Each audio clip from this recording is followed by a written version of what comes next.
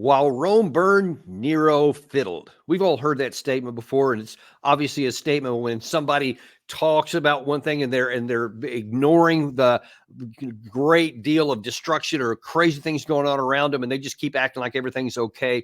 Well, that's what we're talking about here in real life today, because we're going to at least start with U.S. Secretary of Defense Lloyd Austin and the Secretary of State Blinken. Right after that, you're going to see later, are completely acting the same way, just almost completely detached from reality of what they're saying in public from various locations, some of which were today. It's hard to believe what things we're going to show you today. And I've got, for the first time on the show today, somebody that a lot of our guests have been asking for. We heard you, we listened to you, and we now have him on there, and I'm really excited about today. Military analyst and author and former naval officer, Andrei Martyanov, who's currently out of Seattle. So first of all, welcome to the show. Grateful to have you here. My privilege. Happy to be here. And one of the reasons we wanted to reach out to you is because you have a good reputation for just calling things like they are, not like the things that we would wish them to be. And that's what we need a lot more of in the world today. I want to just jump in right away first, because Secretary Austin, in the really kind of to get a running start into this, you had the NATO summit here in Washington, D.C., in July, and Ukraine wanted a bunch of stuff. Zelensky was here. He was trying to get all kinds of commitments. He got nothing. Then he came back in September for the United Nations General Assembly. He wanted a bunch of other stuff. Then last week, he says, okay, here's my victory plan. Here's the stuff that I need. And pretty much he's got none of that. But now then you have Secretary Austin, who's trying to, I don't know, just like say, don't look at this burning building over here. Everything is fine. Something like that. I'm going to show you, first of all, this first comment here about, winning and losing and how he sees things. Watch this.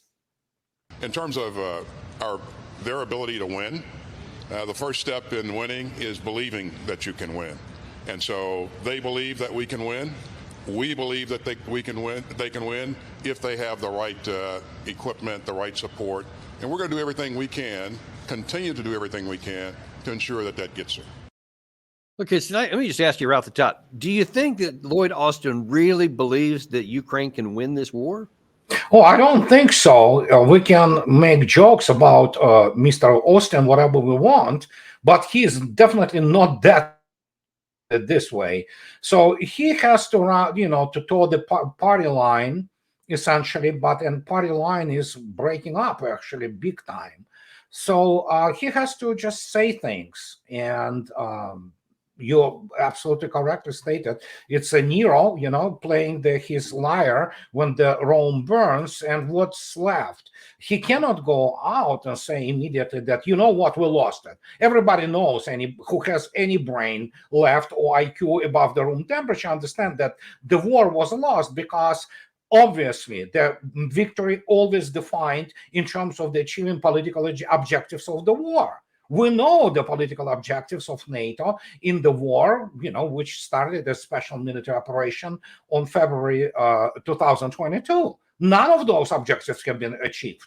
So, and now you have the situation, which is, for the lack of better word, and I'm sorry to come across so blunt, it's a slaughter of the remnants of what Russians essentially say now with great justification, that it's a NATO force. Fact is, Article 5 of NATO is de facto in place. If not, it's not de jure, but it's de facto in place. And actually the evidence which streams every day from Kursk to Kherson to across the whole front line, some of them are terrifying. Just yesterday, there are groups of people who have been moved out of Kursk Oblast. They testified that Polish so-called volunteers, very many of those volunteers are basically people, cadre officers and soldiers. They actually put the group of Kursk villagers under the bridge, and they hanged them publicly. So, and the execution of the civilians and things like that, it's a normal routine. But that also tells you a complete breakdown of any morale. And now it's well registered, because the active offensive operations are done across or along the whole front line. For example, in Kursk, there was a number, huge number actually. I believe it's 1,600 of the NATO essentially volunteers have been killed. Some of them are taken prisoners of war. But now it is well recorded that those Latin American volunteers from Colombia and things like that, they are asking literally just, in tears to be extracted from there. I don't think so many of them will survive. So, and we have this situation. So, and if you look at purely technological part of the issue, Russian geranium drones now, they fly free over the whole territory of Ukraine. If you look attentively this night, the statistics of the use of the geraniums and missiles, basically the what is called air defense of Ukraine has been practically suppressed on the probably most of the territory. They still have some remaining around Kiev, but if you take a look at it, and it doesn't matter anymore, they don't have the stock of ammunition, the air defense missiles, or the systems for that matter to do anything. And well, Austin, from what Russian press today says, he actually there not so much to come out and produce all those, pathos-ridden statements, but primarily to convince Zelensky, not that Russia will agree like that, but to convince him to start moving towards, as they think, which is possible, negotiated settlement. And of course, he is there to reiterate that whatever is left from whatever they gave, ATACMS, and probably whatever the number of the Scalp and Storm Shadows, which they can deploy, that they do not fly towards Russia. They say that you can use drones, but that's pretty much his main mission. And of course, he has to come out and say, all those, inspirational things, because his Biden administration, he needs to somehow alleviate this catastrophe which Biden and his administration got United States into, and NATO, and there you go. It's just really hard for me to fathom, though, and we're going to get into the map. I'm going to show you I'm going to show the viewer some of the specific areas you just mentioned there in terms of what's actually happening on the ground here. But I want to stick with Austin for a second, because if he isn't just dumb and doesn't actually believe what he said and really does know the reality on the ground, he's coming with those statements to the contrary. But then he also came bearing more money. And this was reported earlier today, Gary, if you can toss that first one up there, that he came in with another $400 million package, which, there you go, where he says, under President Biden's leadership, the United States remains committed to keeping up this support, Austin told Zelensky before their meeting. And so I'm pleased to announce today a commitment of $400 million presidential drawdown package to provide your forces with additional munitions, armored vehicles, and anti-tank weapons. And some of the things specifically mentioned in that package were artillery shells and HIMARS missiles.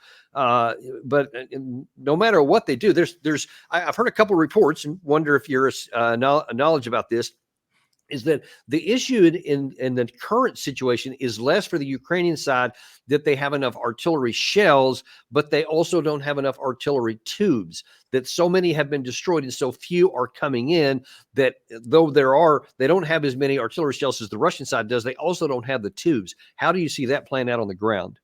Oh, absolutely. And the issue, for example, of the tubes, or what is called laners of the guns, you need to have the ability to substitute them.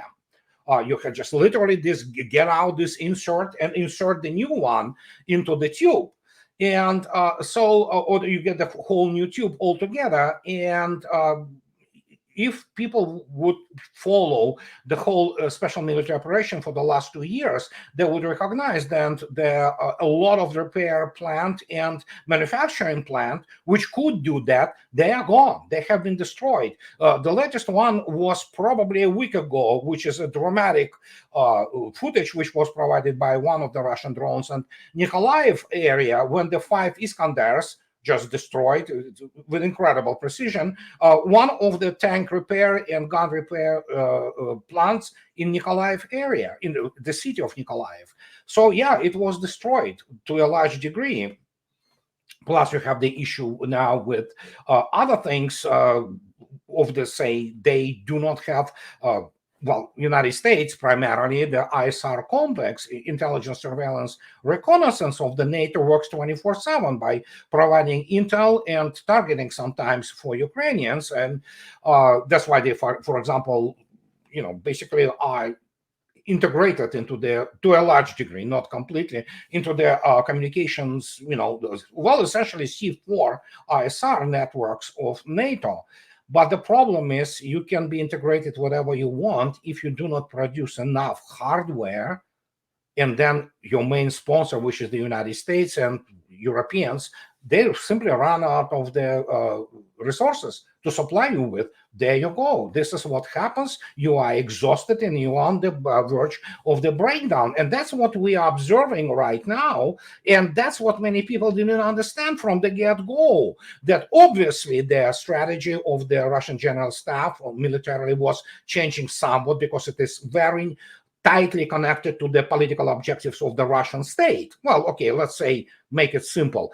With Putin, okay, many people say that Putin is the single guy who just runs everything, which is, of course, is not true. But let's say this is very tightly connected. So, in Russian state reviews in terms of the Security Council, Russian Security Council, which involves all those people, pretty smart people, and they look attentively at the development of the global political stage. And they view also the degree of the balance between this game between Russia and United States. I'm not talking about the NATO chihuahuas. I mean, they are really kind of meaningless in this game. And so at this stage, Russians knew from the get-go they need to exhaust NATO. And that's what they did. And this is classic Russian approach to the war. And people were expecting like all those, big arrows and things like that. There is another issue. So first, Russians know that United States cannot supply anymore. $400 million is a pocket change compared, especially in the beginning when they were like tens of billions of dollars. And now what is this? Okay, they will send more javelins, so maybe TOW missiles. Well, yeah, sure, good luck with using them. But the point is that all indicators are in place now that NATO exhausted its material support. They can provide maybe some cash. What does this cash buy? Probably another villa for one of the corrupt people in the Zelensky regime. So, and maybe money laundering, as many people say, that is essentially DNC money laundering machine also there. So, and when you look at this, yeah, it's time to kind of be understood in Pentagon, especially people who actually deal with the actual planning, operational planning in Pentagon, not all those political generals, but as I already always mentioned, those colonels and brigadier generals who understand what is going on. So evidently message reached the political top of the White House, and so they need to crawl out of this conundrum. So I think so in the We'll see if they do, because that message clearly hasn't gotten to the very top. One of the other things that Austin was reporting today was, it's funny, you mentioned a minute ago that since NATO's initial statements, which is to harm Russia, which is to destroy their economy, etc., you said they've succeeded in none of them. Austin, on the other hand, he claims that Ukraine has prevented Russian President Vladimir Putin from achieving, quote, one single strategic objective during the war, which I thought was a really strange thing, because then the article goes on to also talk about how that maybe it's more than this, but Russia has a 3-to-1 advantage in personnel. They have a significant advantage in personnel and munitions, etc. And it's just hard for me to say how you can say that with a straight face. I mean, at the very least, there are 4 additional provinces that used to belong to Ukraine, which have now been absorbed into Russia. Russia's on the move in every area. They have been for the entire calendar year of 2024. And it's hard for me to see how you say that is not any success for the Russian side. Well, it's, I would say, it's a modus operandi since 2014. I wrote 4 books on that, that those people, okay, let's assume that he believes that, for example. But that exposes him as an absolute amateur, because obviously nobody knows Russia in the United States. And I'm on record for many years, the whole Russia study field in the United States, it's a wasteland of the dissidents and all kinds of the political science shysters and who sell all kinds of the garbage actually to the political top in the United States, because they basically continue to produce this, narrative that, what, Russia is about to decline. I'll take John Mersheimer, 2014 Foreign Affairs article, about he blames West for the start of the trouble in Ukraine, but he then continues that, oh yeah, we're on the upswing and Russia is declining power and things like that. When you do not understand what you are dealing with, you are bound to run into this, concrete wall. And that's exactly what happened. So now we have to indeed speculate how much Austin, maybe he is dumb in the end, to believe everything he says. But reality is, Russians, for example, it's known fact, do not want to take Kiev, for example, let alone go into the Western Ukraine. Russia doesn't want to own Ukraine, but the way things are developing and the way things actually already developed, it seems that Russia, for example, will definitely now have the Sumy Oblast, the Sumy region from where the attack on the Kursk region happened. So, everything they do, it turns out against them 180 degrees. And so, as Annalena Baerbock would say, 360 degrees. So, and I don't know how even to, how to put it politely, interpret all this. I think so, politely, because it absolutely defines any military or grand strategy logic, and you have to go out. It's like Anthony Blinken, as already stated. The guy is obviously delusional, and difficult to say. If that is why, and I'm sorry to say this, I'm a U.S. citizen. I love this country, and I can see what is happening to it. But United States has become actually the laughing stock. Russians openly mock the Washington. I mean, the Washington. Yeah. Well, and for when you mentioned Secretary Blinken, unfortunately, he was at this same press conference with Secretary of Defense Austin, and here's what he said. The strategy that we've put in place, massive support for Ukraine, massive pressure against Russia, solidarity with more than 30 countries engaged in these efforts, is having real results. And we're seeing that when it comes to Russia's war aims, Russia is failing, Ukraine is succeeding. Russia has sought as its principal aim to totally subjugate Ukraine, to take away its sovereignty, to take away its independence. That has failed. That was one of the concise, crazy sound bites I've ever seen, where not only is Russia failing, but Ukraine is winning and succeeding. On what planet could this destruction of the Ukrainian state and the slaughter of an entire generation of men be construed as success? I don't understand how he can say that. Yeah, it's horrible in the sense that people just deliver this absolute, I don't know, verbal garbage or verbal diarrhea, if we wish. But the problem is there is another issue there. Washington as a whole and Washington establishment, they don't know what strategy is. They never did. As one friend of mine, a very famous Russian political commentator and economist, Alexander Rogers, said, Washington doesn't do strategy. They do business plans. Those people won't understand.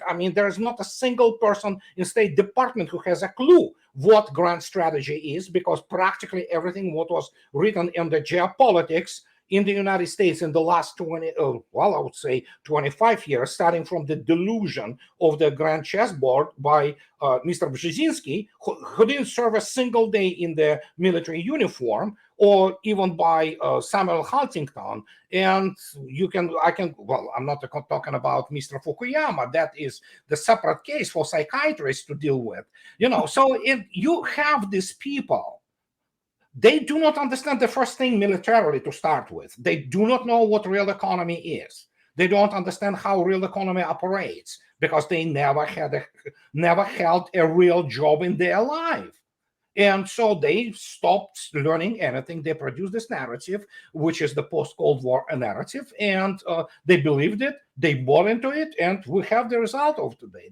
The whole, basically, American establishment, from the so-called scholarship to geopolitical analysis, and I am on record, United States doesn't have strategic intelligence and strategic forecasting as such, because it fails on the fundamental systemic level. When you look at people from State Department or some people from Pentagon, this is ridiculous. This is not even a circus anymore. Okay, it's some kind of the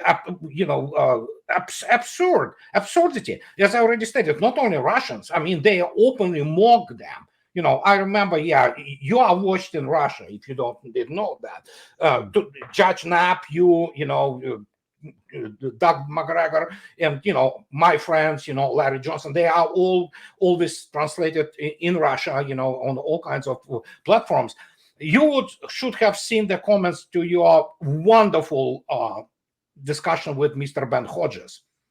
There was like, the whole, just thing with the comments, it was delightful. Okay, so first, to your greatest credit, people applauded you. Okay, to start with. So, and that's what is happening. You just scratch your head. It's like, how can you reason with these people? You can't. That is why, for example, Russians know what they're doing. They are really looking now at this stage of the complete collapse, which is political, ideological, which is happening in Washington. We are facing probably the most faithful elections starting, November 5. We'll have to wait and see where it will turn out, how it will turn out. But the point is how it's like, like orderly trying to communicate with some people of the, mental asylum, and patients, and you cannot make sense out of it. Well, if sometimes people can calm themselves or convince themselves rather that, well, you know what, they're just saying this for the cameras, but they don't believe it behind the scenes and they're doing something different. But then you have stuff like this from the G7 that came out in the aftermath of all of this stuff that I just mentioned about all the things that Zelensky had tried to do and didn't succeed with. Then the G7 comes out and says they declare an irreversible path to NATO, and then they condemn Russia. Look, there is no possibility that NATO would ever invite Ukraine into NATO. That's the very thing that started this war in the first place. So why would we ever want to stick with that now at this late stage when there's probably a greater chance that the Ukrainian state collapses militarily and politically? Why would we say something like that? What is your view? Because they don't have any other option. They have to carry narrative. Fact is, let's face it, these people, including this G7, defense ministers and people like that, they are not professionals in any field related to the serious development of the grand strategy and military strategy. What do they know? The only thing they know is PR, public relations. That's the only thing. They go out, they speak about this and plus, they cannot go out and say, oh, I'm sorry, we lost it. They know the ramifications for that. For them personally, it's the same what is happening to Washington establishment. We know what happened. We saw what happened. And not only that, we saw what happened in Afghanistan. Even Washington Post, the establishment newspaper, was publishing those documents on the Afghanistan when those generals, they just openly lied, including people also from State Department, about the real state of the affairs.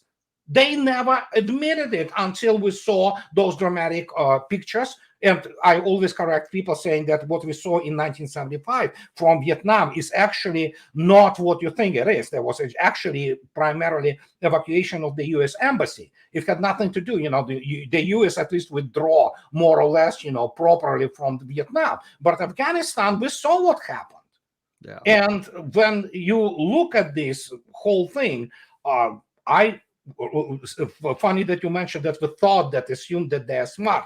My first chapter in my last book is about this echo chamber, and I specifically state that, yeah, at some point of time we have to say, oh, okay, they do it on purpose, to make fools out of us, but we have this grand plan, with those players behind the stage who really pull the strings. No, those players, those, rich people are as stupid as people who represent them.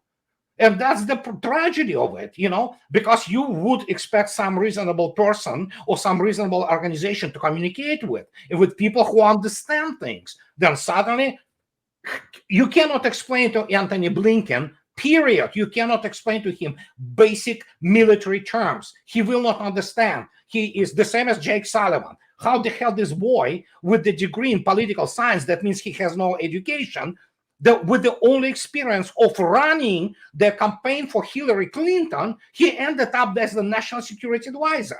When you look attentively at the whole row of national security advisors in the United States, starting from Brzezinski, who was a whiteboard guy, ignorant on any military things, and you have those people, you can continuously start looking at them, ending with Jake Sullivan. They will not understand the basic thing of how required forces calculated in operational planning. They have no background, zero. They do not understand fundamental issues of the military technology, of the tactics, which is easy, operational art, which is very hard, and the strategy and the grand strategy.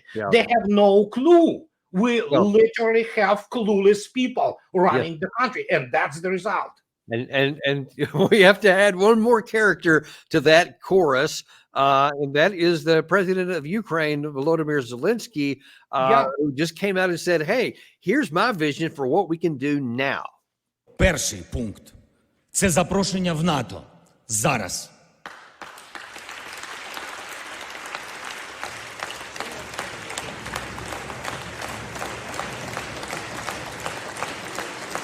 Другий пункт – оборона. Це незворотнє зміцнення української оборони проти агресора. Це реалістично захищати наші позиції на полі бою в Україні і водночас обов'язково повертати війну на територію Росії. So with a straight face, he says, look, I know we tried in 2023 to have an offensive and it just broke our teeth on the first line. We didn't even get past the first one, much less the other five, didn't get to the Azov coast. And then ever since that time, almost a full 12 months, we've been on the defensive and are being constantly driven back on all the fronts by the Russian side. I get all that, but we think now then that we think this can be won by joining NATO and then invading into Russia and everything is going to be fine. What kind of delusion would lead a man to say that and actually mean it? Yeah, he means it because he is constantly high on drugs. I don't know what his consumption of cocaine is by now, but it obviously increased. But the most remarkable thing in this piece, the segment of his speaking to Verkhovna Rada, are the faces of his generals. You would not see much, inspiration and joy from what he's saying, including this dude Syrskyi. Oh my gosh. So, and what can I say? Yeah, that delusion. I mean, he is comic. He played with his penis on the piano to entertain people. Okay. So this is the level of not only him, but Western elites who, came up with this harebrained scheme of defeating Russia. People never studied history. They do not understand. And I mean it at the level of the establishment, including economic establishment in Washington, those people who are planning this. I saw what heard what Commerce Secretary was talking about, that Russians need, microchips from the washing machines. They really believe that. I mean, those morons do not understand that Russia produces on her own all topology from 365 to 65 nanometers. This is ending up with the Pentium 3 type capabilities, which are more than sufficient for the actually maintaining C4 ISR complex, very advanced complex. Those people literally live in delusion. Well, you know what? Ukrainians at the start of the special military operation, they were saying that Russians are invading Ukraine to get and I'm not, I kid you not. It's on the record. It was everywhere in the news. is that Russians are there to get to the toilet bowls, microwaves. Russians don't have plumbing in Russia. So no, that's what they think. Wow. And guess what? Many in Washington think exactly like that. The example, exhibit A of this is the guy, obviously, Michael McFaul, the former U.S. ambassador to Russia. He is a butt of the jokes. The guy is a certified moron. Guess what? He was partially responsible for playing those war games, and he was evidently providing so-called required expertise. The guy cannot even speak proper Russian, let me put it this way. How he ended up, so he just, that's the level. We don't do a lot of that stuff that actually has capabilities. That's one of the biggest problems we have in all of our situations. You don't actually have to have the skills to get there. You just have to have the political connections. But I want to, so we've been talking about concepts and opinions and whatever. I want to take a look for a second here at what's the ground truth reality. This is what is actually happening on the ground right now. I'm going to show you just a small clip from Military Summary Channel where they're talking about basically the southwest portion. I'm sorry, the southern portion of the Eastern Front. And this is in just the last 24 hours. Watch this. We can make a conclusion that the Russians began the final assault. The final assault of the significant number of towns, cities, and villages along the line of combat contact between the villages of Prichistovka and the city of Selidova. Currently, the Russians are storming and the village of Bogoyavlenka. There are very heavy clashes in Katerinovka and between the Katerinovka itself and Maximilianovka. The Russians answered the first buildings of Korakhova. The Russians shown the real geolocations that confirm control over Zaryana, and currently there are very heavy clashes in the territory of Gornyak. And the most important, the Russians managed to encircle and to block the Ukrainian forces on the territory of the city of Selidova.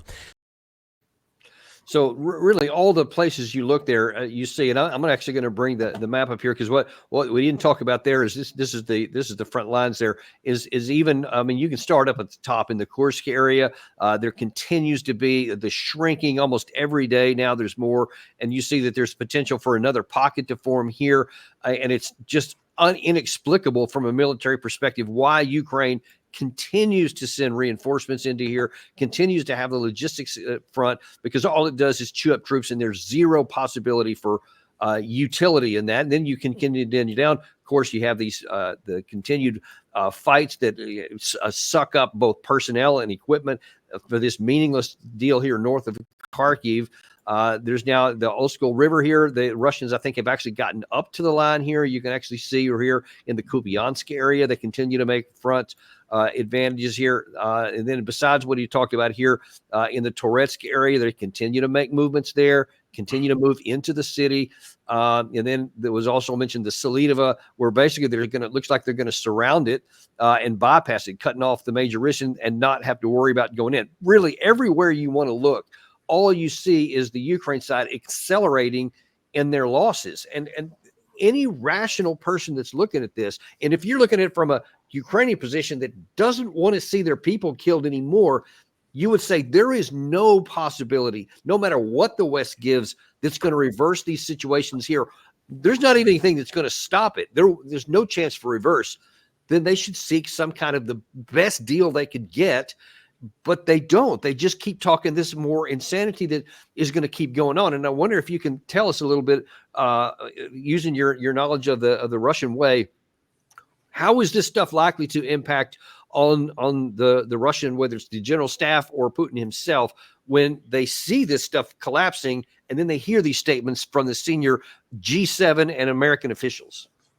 Yeah, Russia doesn't play with Zelensky. Fact is, it's have been openly stated by top political figures in Russia, starting from Mr. Putin himself, of course, Mr. Medvedev, who is deputy of the Security Council, Mr. Lavrov, and, so Mr. Belousov, and that essentially in the end it's all about wiping out the Zelensky regime and those Nazi regimes. But the game is not between Russia and Ukraine. Ukraine is the virtual state supported primarily by the infusion of the finances from European Union and United States.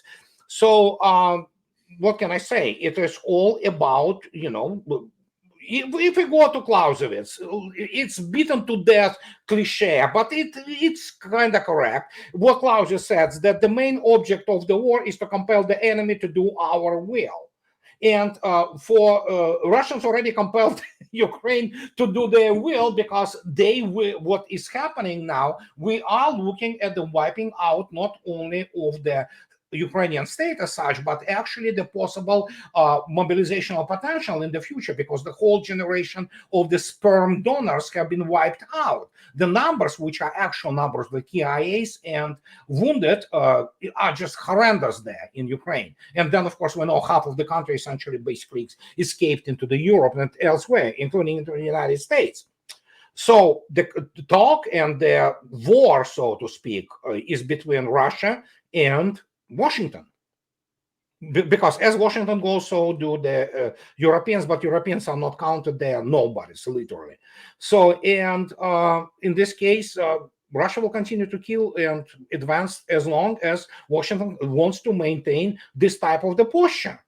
So, and we don't know, obviously, what is happening behind the curtains, so to speak, behind this scene between Russia and the United States. But there is very little contact, evidently, right now, because we have aggravation of not just only catastrophic military defeat. This Afghanistan and Iraq are just chicken, it's just peanuts compared to what happened in Ukraine, because it's the largest war since World War II in the territory of Ukraine. Somebody will have to ask and answer for that. That's the difference.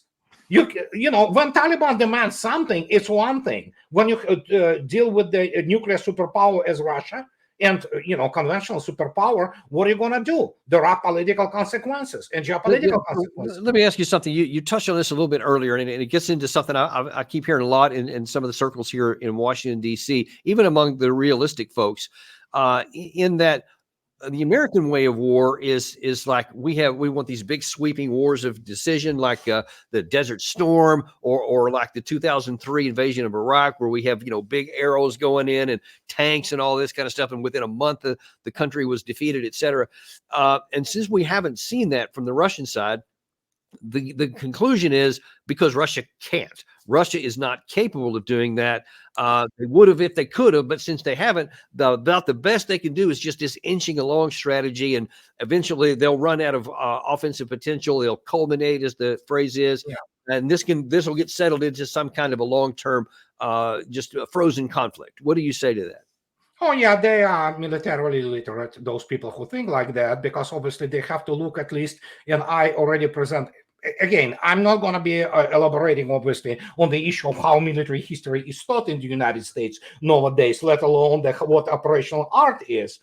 But the issue here, if you look at the February 1945, you have three fronts, three army groups, literally 100 kilometers from Berlin. February 1945. Guess what Russians do? The Red Army does. Rokossovsky with his army group at the Second Belarusian Front turns strictly to the north and deals with the Pomeranian group of Wehrmacht. Then Konev turns south, deals with the south flank. This is exactly like it is happening right now, just on a slightly smaller scale. It's not about just immediately take something. This is not how it works. And again, people who think like that, as I already stated, they know very little both about Russia and both about real warfare, because obviously nobody takes seriously Iraqi army, be that 1991 or 2000, let alone 2003. I'm sorry. It's when you have the total domination in the air, when you have you're dealing with the people who had no air defense to start with, and then of course you have this classic. And I know some people will go bananas, but at that time it was classic Arab army, very uneducated. Half of it was illiterate, and of course the GDP, which in itself is fraudulent. In this, the GDP of Iraq for 1991 was the half size of the New York City. Forget about New York State. So yeah, sure. Wow, what a great victory. So that is why Mr. Klokotov, Lieutenant General Klokotov, the chief of the strategy of the Academy of the General Staff in 1992 came up. By the way, the U.S. Army War College parameters quoted him. He said that you cannot take, Desert Storm as some kind of the viable military operation because it was against minor player under perfect condition of, just. So here we have the situation. Ukraine is the best proxy which NATO and US ever had. That's what I'm saying. It is not between Russia and Ukraine. Ukraine is defeated. It is between Russia and NATO. And then, of course, if you look at entering that so-called Pokrovsk area, why Russians went and took Ugledar, why they created the Nevelskoye cauldron. Simple. Operation Art 101, even in your front line. This is why those people who watched primarily got their education from the movie Patton and never actually knew what Erich von Manstein and Walter Model and Hoth and other people of this area were at their prime. U.S. Army simply never encountered anything like this. That's why they believe that you have to go with all those big arrows. But reality is already in 1927. One of the foremost Tsarist Russian and Soviet military thinkers, Alexander Svechin, in his fundamental, basically a treatise called Strategy, it's a serious document. He described exactly how the Russian army would be fighting for the next century. And now they are dealing with the situation when they have to say, why would Russians do these big arrows? As Vladimir Putin absolutely correctly stated, why would we actually have to sustain bigger casualties? Because obviously any offensive operation against entrenched defenses, which are the largest defenses in Europe, in Ukraine, practically you have several lines of the fortifications which have been erected with the help of the Pentagon and Europeans and financed through that. Why would you go through this? Then, you have to fight and then liberate territories where, for example, most of the population don't want Russians. They actually, many of them are brainwashed to the point of hating them. So, and that is why we have so much atrocities committed there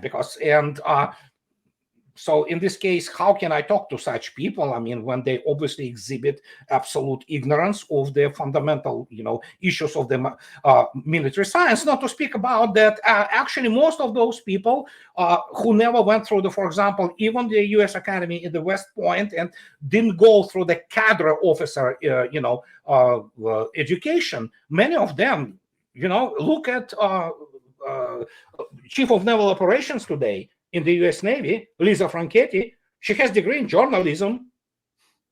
So there you go. We have generals. Mr. Milley has the degree in political science. That means what? You do not have this fundamental physical, mathematical, technological apparatus to go into the modern war of the 21st century. No. And what you do, you apply those cliches, and they do not work. Yeah, they're good. It works on the media. It doesn't work on the ground. So what do you expect to happen on the ground over, say, the next 6 to 9 months? I mean, will the war last that long? And I get a second question on the backside of that. Yeah, the issue here is just general stuff in Russia does right now primarily one thing. They sit and, of course, the famous Lanchester-Rossipov model, and the things of this nature. No, obviously it's not as simple as that, but they count their rate of their losses. Simple as that. They look at the economy, what's left of it in Ukraine. They look at the economic analysis of the economies of the United States and European Union. They see the complete depletion of stocks. They know the rate of the production of all those military industries, which is pathetic compared to Russia. So yeah, they just continue to eliminate whatever is thrown in there. And at some point of time, yeah, we will have to wait and see how it will be arranged, especially against the background of the American elections, U.S. elections. So they're not in Russia. From a military perspective, so what they're doing in all the areas we just showed on the map are mostly in the open terrain and open countryside, and like in Solito, they're moving around it. They're not trying to invest directly into it. But what would they ever do if they wanted to invest like a Kharkiv city or Odessa, or even if they wanted to go back to Kiev again? That would take a substantially larger force to have. Will Russia do that, or will they just bypass all the cities? They might bypass, obviously, their operation. For example, if we to imagine that Russia decides to go to liberate Odessa, you can see yourself go to 1944, classic, movement to the north, and then along those what is called Lymans, very deep, kind of gulfs, and yeah, that's what it's going to be. But Russians are not going to be investing Odessa to start with, because it's a architectural marvel. It's a beautiful city. You don't want to destroy it or anything. But again, Russians will continue to do it most likely through the political means, by essentially collapsing Zelensky regime, and after that, see which new regions will declare independence and which ones will decide to go referendum. But Ukraine most likely, first, looks like Sumy Oblast, Sumy, will be the next one to be basically captured and integrated into Russia proper.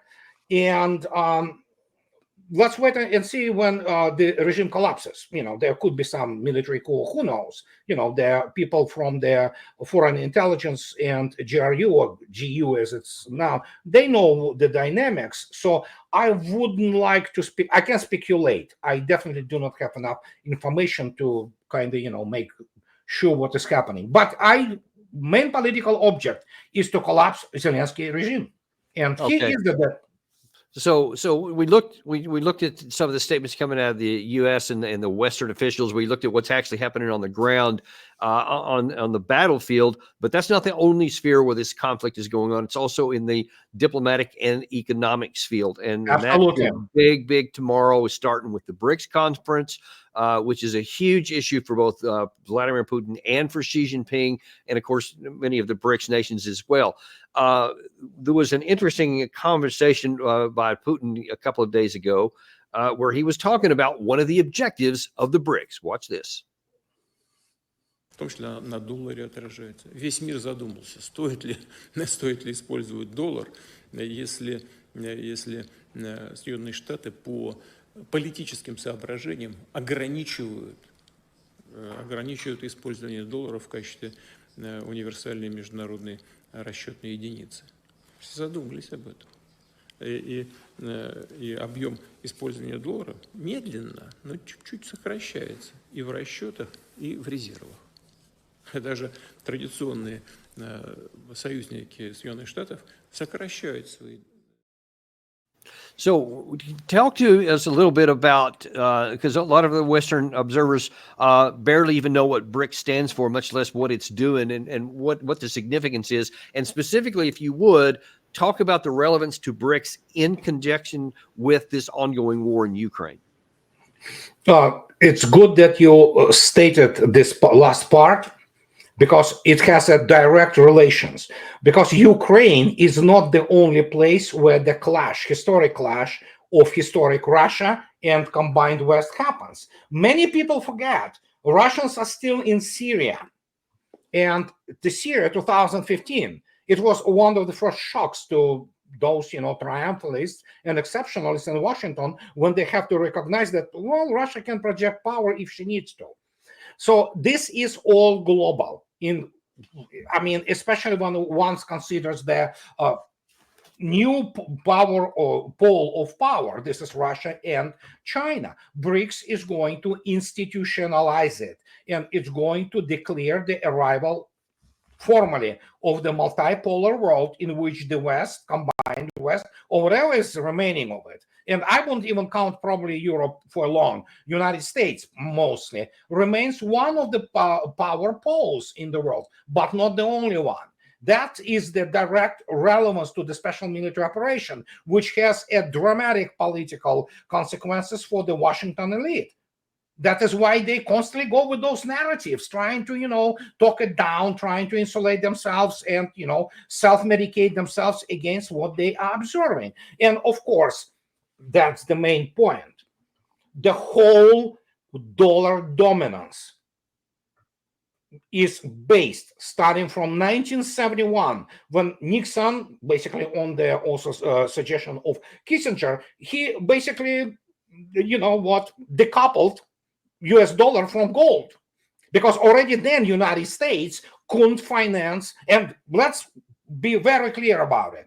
United States of 1971 was still an industrial giant with gigantic economy, with gigantic productive industrial might. We might, laugh at American automobiles at that time or something like that, but United States was economic monster. It produced pretty much, it not half I would say at least a third of the world industrial output. And then suddenly we have 71, and we have the decoupling of the dollar from gold, because the United States needed to finance war in Vietnam.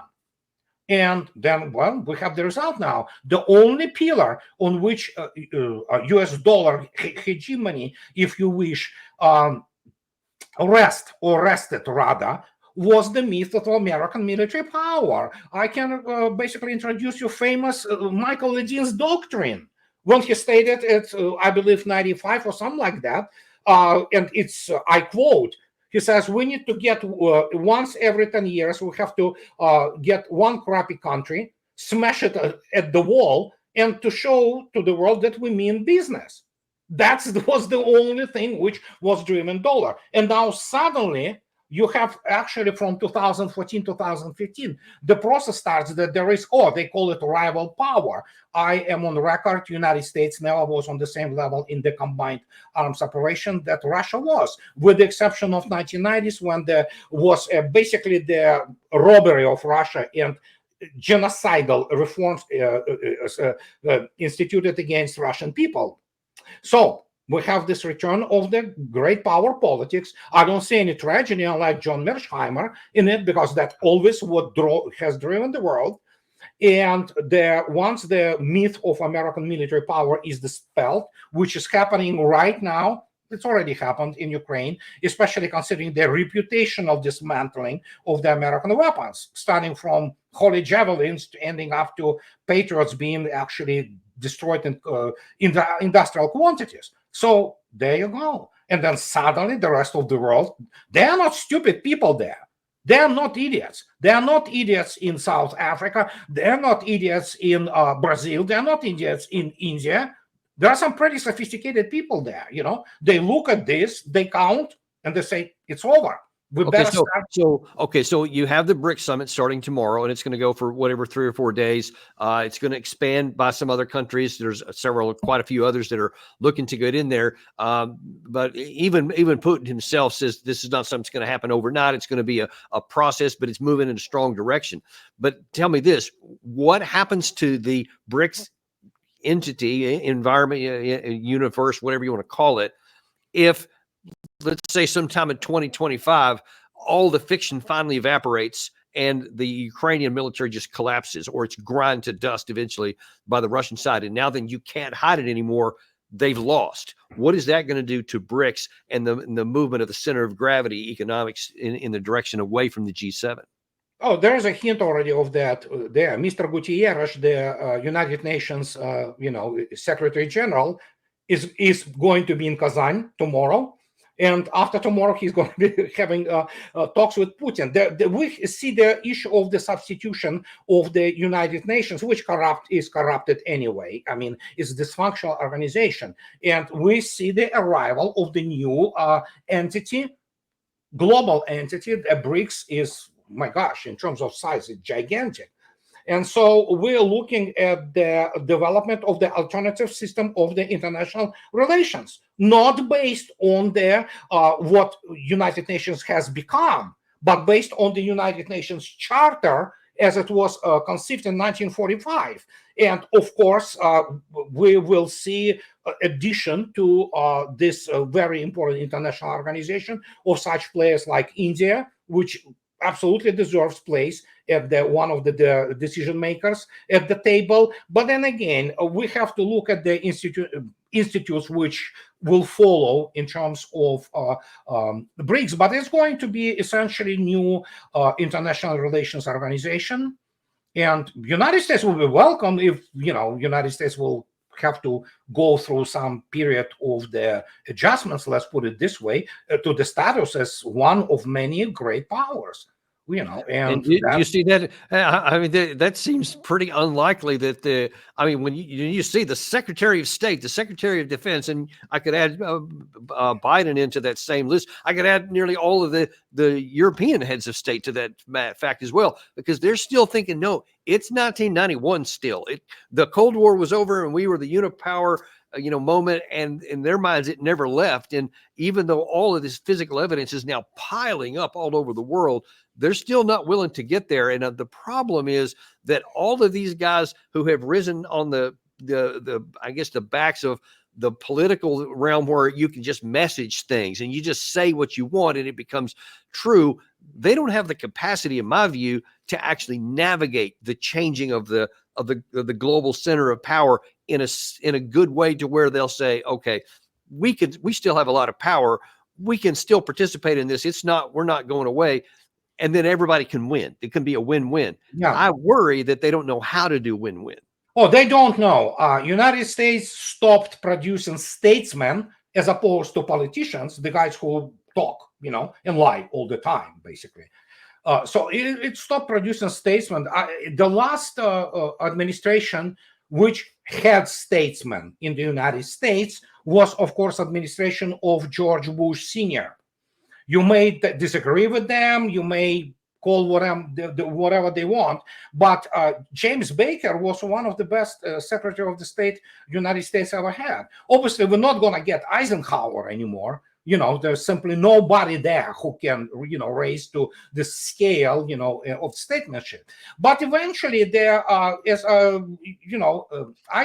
love to use this proverb, and I use it all the time. Reality as a gravity is a bitch. It's gonna bite you inevitably, and nothing you can do about it. So, and the same goes with them. They either will drive the United States into the ground, which is happening. That's what they do.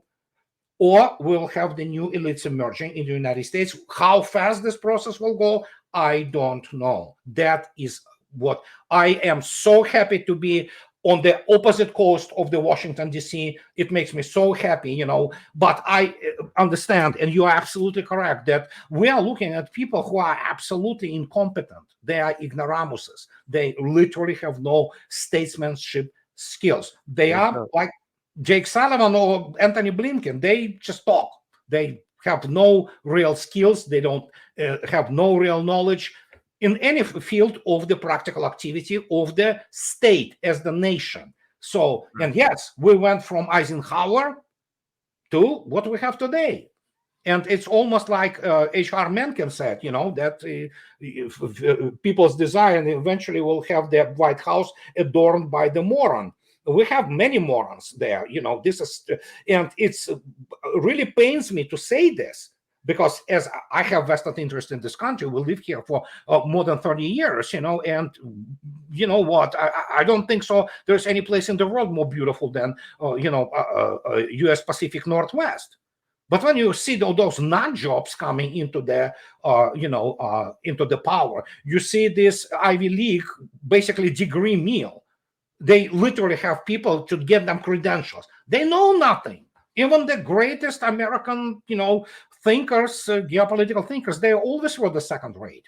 But they thought that they're so great. And, Well, yeah, and the downside is that those people who don't have the skills do have the power. They are there, and that's the dangerous part, that they could make some really bad I agree. Absolutely agree. And we'll have to see how that works out. Well, listen, we really appreciate you coming on today. And then for those who we mentioned earlier, if they want to get some of the books that you've written, they're on you can go on to Amazon. Gary had a picture up there a second ago. You can check out some of the titles. You also have a website that you can go to, right, where you have no, I'm sorry, it's not a website, but it's the YouTube channel, Smoothie X12, where it's very interesting concepts there. It has nothing to do with the OnlyFans. We already joked about it. It stuck to me for the more than 15 years now, actually more than that. And now it became sort of trademark, and people say, don't change it. Okay. The trademark works. So, but anyway, thank you very much for coming on. It's been a pleasure, and hope to see you. My pleasure and privilege, Colonel. My pleasure. And we Appreciate you guys for joining us too. If you haven't already, be sure and like and subscribe. That's a lot more important to giving this channel more exposure so more people get the truth like you saw today. Also, we are on podcast now. Go to Apple Podcasts, Spotify, Podcast Addict, type in Daniel Davis Deep Dive, and you will find it there. And we will look forward to seeing you tomorrow on the Daniel Davis Deep Dive.